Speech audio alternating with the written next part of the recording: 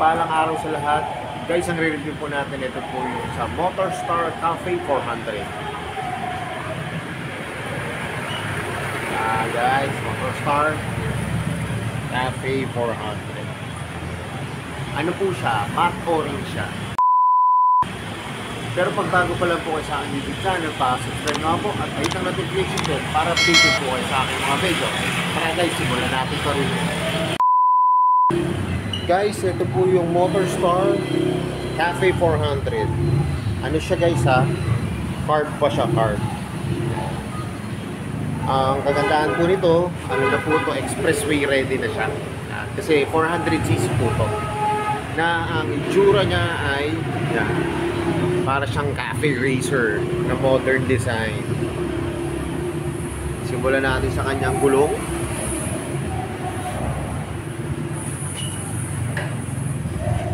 Ang tatak po nito ay cruiser. Ang sukat naman niya ay 100 by 19 po. Tapos naka-spoke siya. Tapos yung rim niya kulay black, matte black, na ang sukat ay ano, 19 by 1.85. Yan. Yung spike, ang ganda, lalalim po. Makapit na makapit to. Ito po yung kanyang fender, matte black. Yung kanyang disc, yan po ang sukat, 3.5 mm. Ang ganda po. Saka malaki siya. Ang brake caliper niya naman ay matte black. Guys, ang headlight dito halogen pa. Yung kanya magkabilang signal light ay bulb type. May reflector sa magkabilang gilid para pag naliko.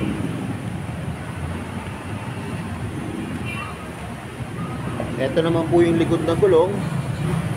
Ang likod na gulong po nito, ang sukat naman po ay 130 by 70. 80 naman po siya. 80. Mas malaki yung harap. Tapos mas maliit po itong likod. Tapos ang tatak po pala nito ay Cruiser ST Kenda. Yan, Kenda po. Ganda ng spike. Saka mas makapal po siya. Mas makapal po yung ano niya, yung likod. Yan, kita nyo naman. Ayan guys ha, mas malaki yung harap, 19 siya. Yung sa likod po ay 18. Drum brake yung kanyang brake sa likod na matte black. Ito po yung kanyang swing arm, kapal po. Kagandahan din po nito yung kanyang rear shock, kaya debaso, gold ang kulay. Tapos yung rear shock niya ay glossy na black.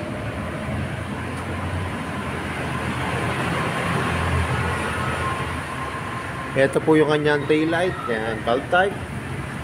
May reflector po dito. Ito po yung lagay ng plaka. Yan, may built-in na po na sabitan. Saka guys, ano to dalawa po ang kanyang muffler. Yan. Dito po. Saka ito. Dalawa yung kanyang muffler. Ang kanyang signal light po ay bulb type po, na nagagalaw naman po. Hindi po siya madaling mapahali. Ito po yung kanyang kadena. Ayan, ang ganda oh. Ito ang kapal. Ang kapal po. Ito po yung tapakan ng angkasan. Ayan, round po siya na may bracket. Meron din po siya rito kapitan ng helmet. Ayan, sabitan po siya. Ito po yung susunod.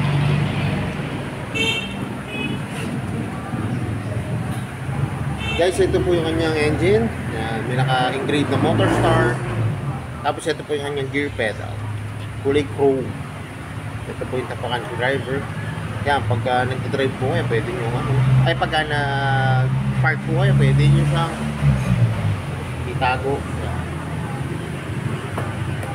Ang kanyang side stand po ay glossy na black. Wala to guys, center stand. Wala po siyang center stand. Guys, ito po timing chain na po tong Motorstar 400. Ay, Motorstar Cafe 400. Ito po yung kanya gas compact. Kaya po. Ayan po. Ang laki po ng kanyang gas tank. Kita nyo naman, no? Saka ito po yung kanyang upuan. Ang ganda po, customized na po. Na pang built-in talaga na pang ano, classic look niya. Pero modern bike that design. Malambot. Saka maganda po yung pagka-leather nito. Hindi po siya madaling mabakbak o masira. Pati po sa backride.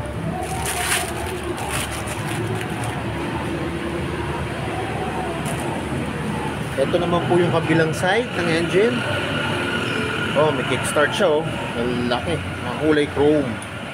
Ayan, nakalagay Kickstarter. Tapos may naka-engrave po dito na motor start. Ito po yung kanyang brake pedal. Ayan, glossy na black. Ito po yung kanyang carb, oh. Dito.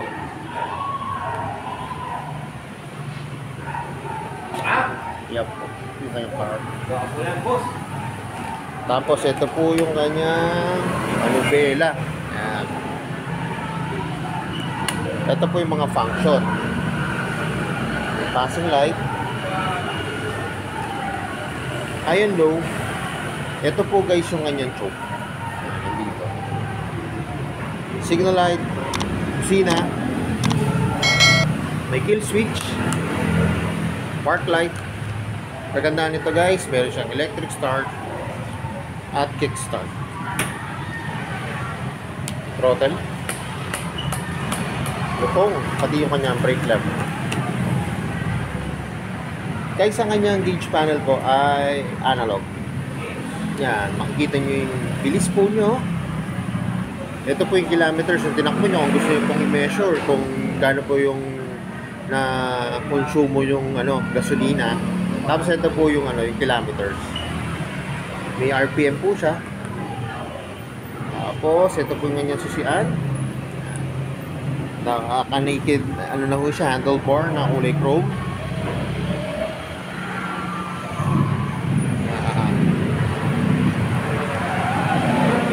Kanyang side mirror, classic look po.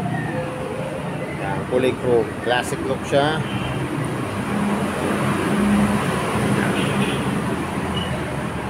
So yung guys, ito na yung inabangan ko. Sasakyan ko na itong Motorstar Cafe 400. Tignan nyo kapag nakasakay na ako sa iyo.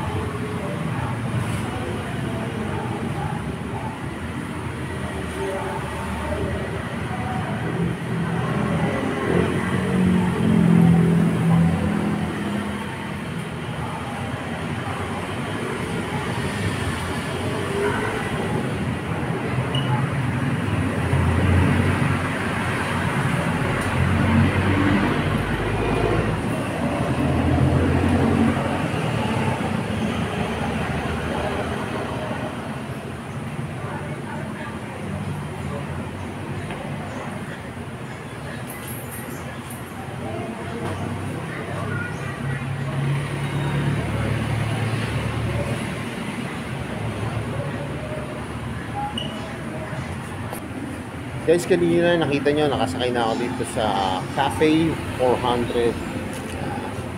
Nagulat din ako guys dito kasi yun nga po, ako hindi po ako masyadong katangkaran. Ano lang po ako, 5'5 lang po ako. Pero abot ko siya, hindi siya yung yung kagaya ng iba na talagang tingkayad na tingkayad siya. Ang concern ko na lang dito guys, yung pagbaguhan kayo, kasi meron siyang kabigatan. Pero kung sanay naman kayo sa mga ganitong motor, kaya-kaya nyo i-drive to kahit hindi po kayo masyado matangkad. Tapos yung kanyang suspension yan, malapot po yung likod, pati yung harap. Saka yung kanyang manubela, napakaganda po. Madali po siyang iliko. Yan. Tapos yung mga function ng kanyang switches, yan, maganda to, magagamit nyo po lahat to. Saka yung kanyang gauge panel, napakadali lang pong intindihin. Saka yung ating legs kanina, ang ganda po. Kahit malaki po yung kanyang gas tank, okay lang po siya. Hindi po siya nakakangalay. Tapos meron po siyang rubber dito. Para pagka yung dumadantay po yung ating binte, pwede dito guys. So yun, alam ko ito na yung inaabangan nyo. Magkano ba ngayon itong Cafe 400 na Motor Start? Tara, tignan natin yung price. Guys, yung price ito, ipapost ko na lang po. Meron po siyang dalawang klaseng payment. Meron po dito yung pag mataas po yung ida-down nyo, tapos pag mababa po yung down payment. Ipapost ko na lang po dito sa video na para makita nyo po at mapag-isipan nyo kung gusto nyo po mataas yung ida-down nyo o yung mas mababa po. Pero itong unit na to sa mga beginners na gusto yung mataas na CC na yun nga po 400 po to, expressway ready, pwede na ho to, goods na po to. Sa mga beginners, pwede na ho itong yung panimula, lalo na po yung tight yung budget kasi nga po sa presyo lang nito, tapos 400cc na pwede na siya pang expressway. Maganda rin po yung niya, yung presyo niya. Tapos pag i-monthly nyo naman siya, mamaya makikita nyo po dito, nakita nyo po dito sa video na to, hindi naman po siya kabigaran yung monthly niya. So yun guys, mas maganda to kung makikita nyo ng actual yung unit dito po sa may Barangay Tagapo, Santa Rosa, Laguna, dito po sa may Motor Stars, para ma-appreciate nyo yung unit. Tsaka pahirapan po pagkuha ng unit na to, kaya ako sa inyo, pasyalan nyo na po. Goods sa goods po. So yun guys, hanggang dito na lang. Kung bago lang po kayo sa aking YouTube channel, subscribe naman po at mahit ng notification bell para updated po kayo sa aking mga videos. At salamat nga po pala dito sa may Barangay Tagapo, Santa Rosa, Laguna, dito po sa may Motor Start. At nare-review ko po yung mga motor. More sales to come, at gaya na lagi po sinasabi, ingat po palagi, ride safe always, and God bless po. Malike and share na rin po ng aking mga videos. At lagi natin tatandaan, mahal tayo ng Diyos. Bye-bye!